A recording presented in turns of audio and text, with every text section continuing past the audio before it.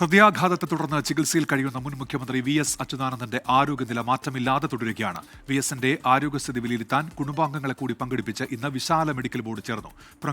പ്രമുഖ വ്യവസായിയും flowers TV ചെയർമാനുമായ ഗോകുലം ഗോപാലൻ VSനെ സന്ദർശിച്ചു. ഹൃദയാഘാതത്തെ തുടർന്ന് ചികിത്സയിൽ കഴിയുന്ന VS അച്യുതാനന്ദന്റെ ആരോഗ്യനില മാറ്റമില്ലാതെ തുടരുന്നുവെന്നാണ് മെഡിക്കൽ ബുള്ളറ്റിന്റെ അറിയിപ്പ്. ഇതുവരെയുള്ള ചികിത്സയും നിലവിലെ ആരോഗ്യസ്ഥിതിയും വിലയിരുത്താൻ രാവിലെ 10-ന് വിപുലമായ മെഡിക്കൽ ബോർഡ് ചേർന്നിരുന്നു. VSന്റെ മക്കളെ കൂടി പങ്കെടുപ്പിച്ചാണ് ആരോഗ്യനില അവലോകനം ചെയ്തത്. ചികിത്സ തുടരാനാണ് കുടുംബത്തിന്റെ തീരുമാനം.